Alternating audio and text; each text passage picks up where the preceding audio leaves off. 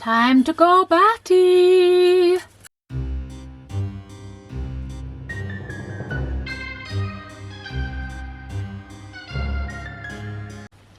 Hey guys, Squdge here. Welcome back to another Squdge craft video. Today we're going to do some dotting on this bat. I'm going to take this off while I talk to you. So, I've been doing quite a lot of dotting. I've got really into it.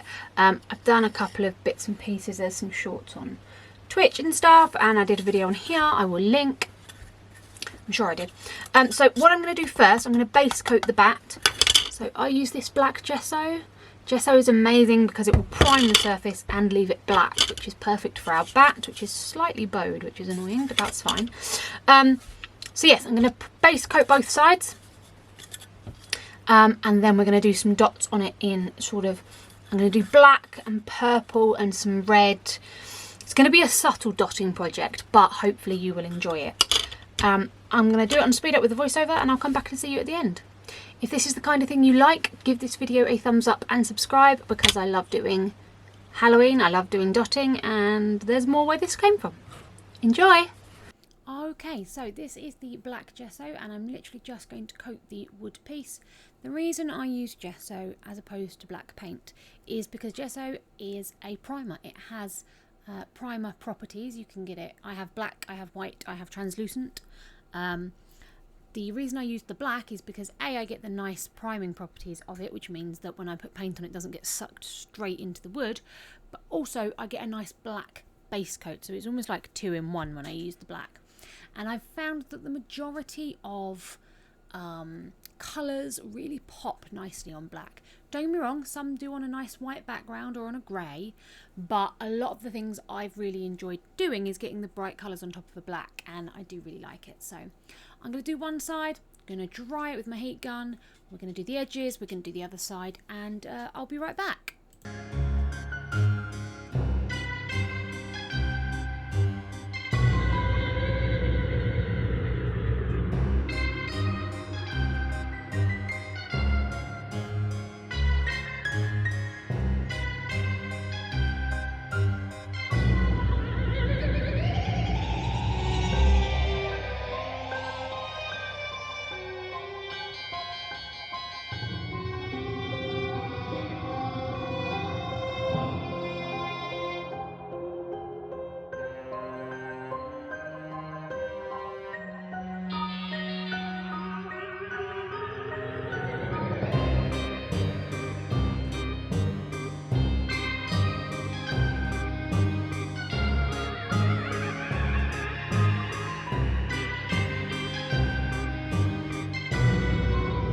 Okay, once that is dry, these are the colours I'm using. I have 3 different purples, a red, a black and a silver. I got these paints for my birthday. I will pop the link down in the description, as I always do. These paints are the perfect consistency for dotting. I don't need to thin them or thicken them, they just work beautifully. The gold specifically, and actually the silver as well, they're just perfect consistencies. So I'm going to pop a little bit of each in my palette after I've opened them. They do come with a little tab at the top that I've just removed, and I've not had any problems with spillages, so they're all really good. So my plan is black outlines, red and silver details, and then purple wings.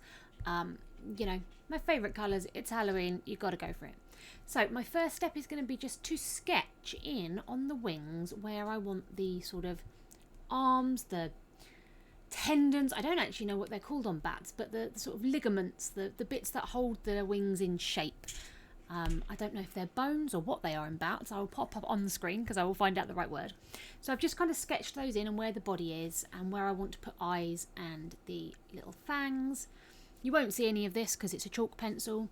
So I rub off the excess dust, and then you can hardly see the lines, but they are still there.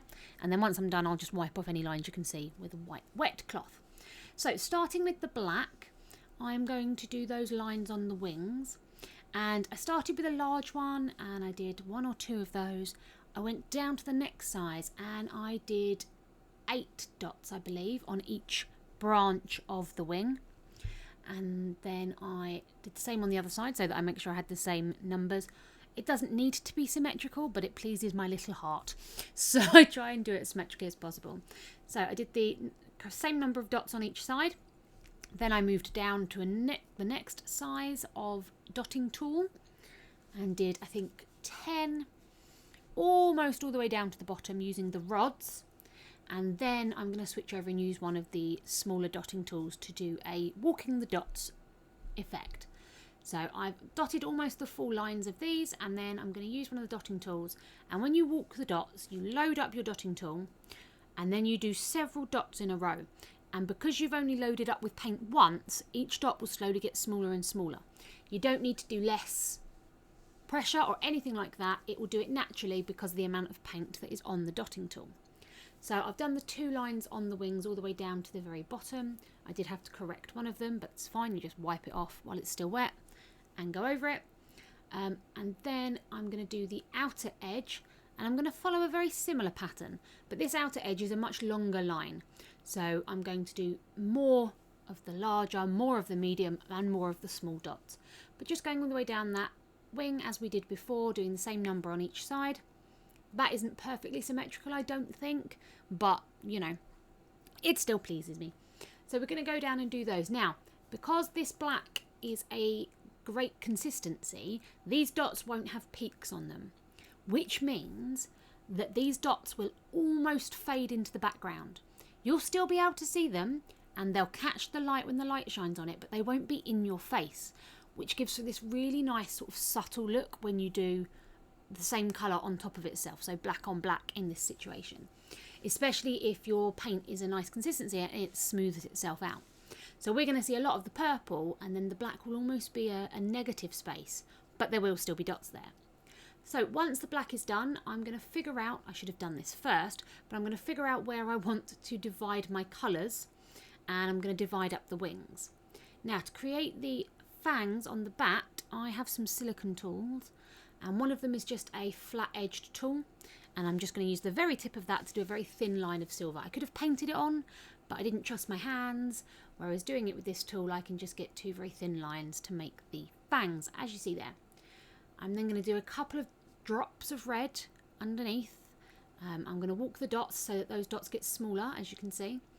I'm then also going to go over any of the black dots that I missed or that I want to enhance. And then it's time to add some red to the very tip of the wing. I wasn't sure what to do with this claw, but I thought having red would just give it a nice pop, and it would sort of balance out the red from the fangs. It just adds a nice pop of colour at the top there. We're going to add some tiny dots to fill in the gaps. That's what that little orange tool is for, so that there's not any big spaces. And then it's time to move on to our wings. Now, I wish I'd done the wings first because I had to draw on over wet paint, but there we go. I also did some black around the edges of the ears, and then inside the ears I did a few dots that were not black, just so you get that kind of inner ear, outer ear.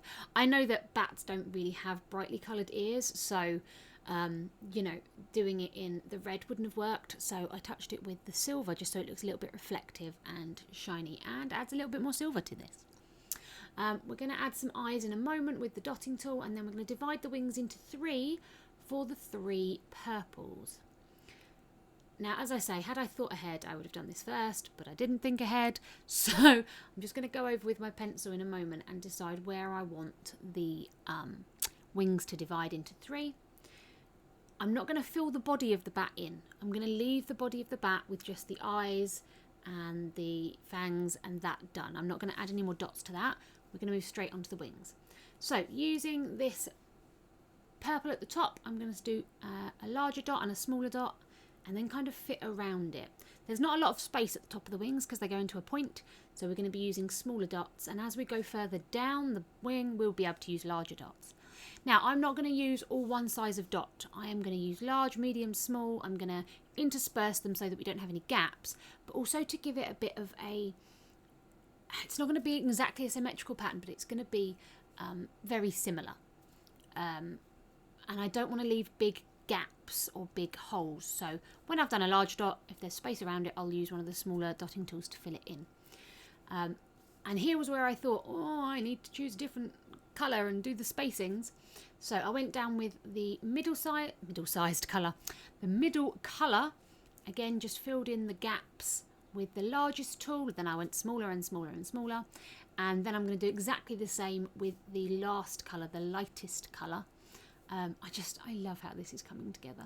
It's so cute. And yeah, we're just going to fill in all those gaps. If you were doing this yourself, as I say, I haven't used all of these purples before, so I may have rearranged the purple tones, but that's just a me choice. When you're doing this, just make sure that you are filling in the gaps. Test before you add paint. If you've got a gap and you don't know which rod is going to fit, test your rod before you load it up with paint. It's going to be my first tip, because sometimes you can end up with a dotting tool with paint on it and you're like, this is not going to fit in that gap, which means either you smudge the one next to it, or it overlaps a dot or something like that. And if you're okay with that, that's fine, but I always like to just give it a test first. As we go down to the very bottom, as you can see, I've moved on to a larger tool because I have a lot more space. So we're going to fill it in with the larger tool, then we're going to go in as before and fill in those gaps. And we're just repeating the same process over and over again until those wings are complete. And now you can kind of see where those black dots have become almost a negative space.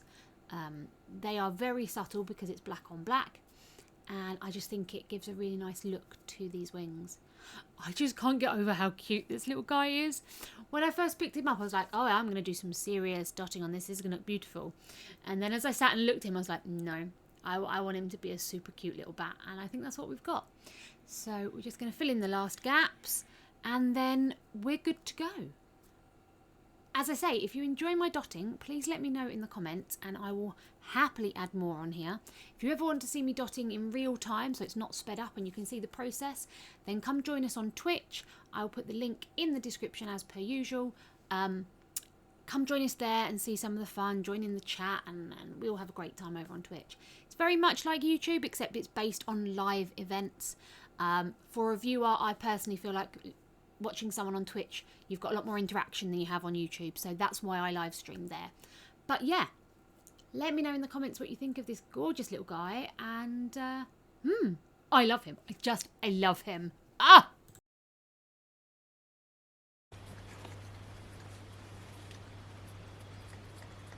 Smudge came for a visit to have some of her favourite licky treats.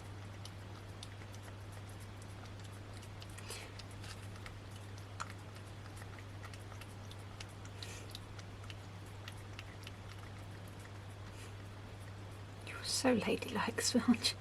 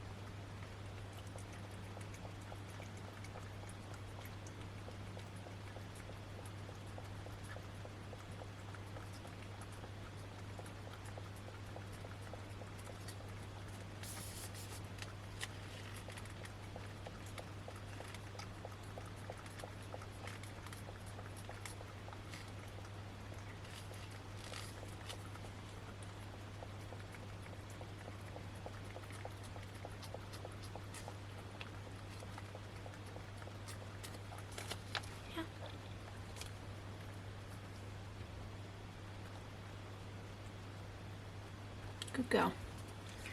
All gone. Good girl. And she's so cute. My glove is now going to smell of salmon, but hey ho. Totally worth it. Anyway. Anyway, let's take a look at our bat. He's now dry. Oh no, it got some silver on the black. That's annoying. I'm going to have to redot that. Oh, that's annoying. Do you know what I'm going to do?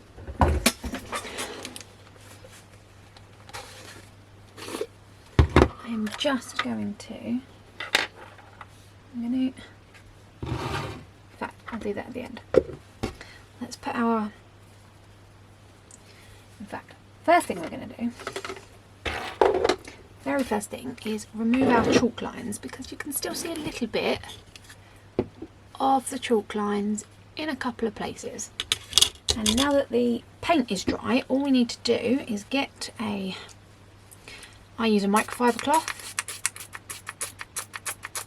and just get it nice and wet, and then all you do is rub over the top.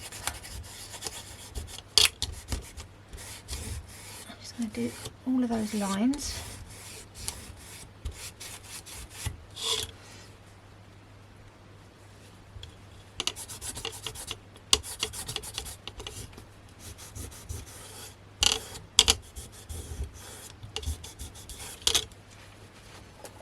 There we go.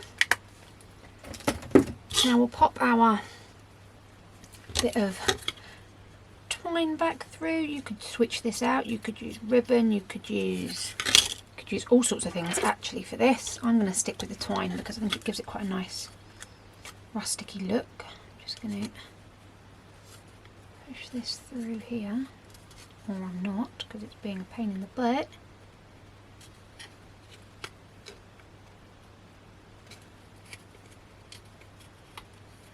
Okay.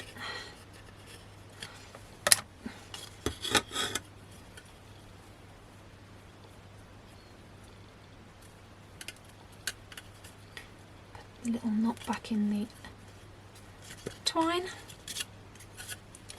and there we go. What I'm going to do is take a tiny bit of my gesso and just go over that. Okay. And a tiny bit there. I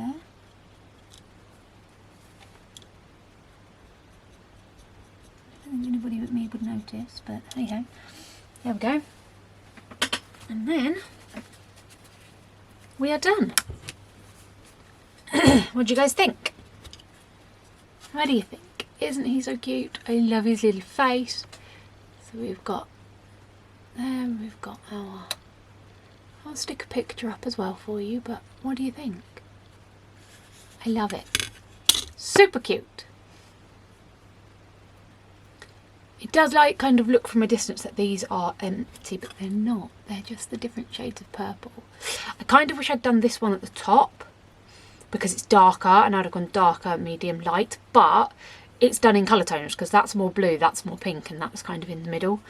So that was why I did it this way, because of the tones in it. But yeah, if I did it again, I'd probably reverse those just so it's darker at the top and then it gets lighter nearer the bottom of the wing. But apart from that, I absolutely love it. What do you think? Let me know. That's all from me today. I will see you on the next one. Keep crafting. Bye.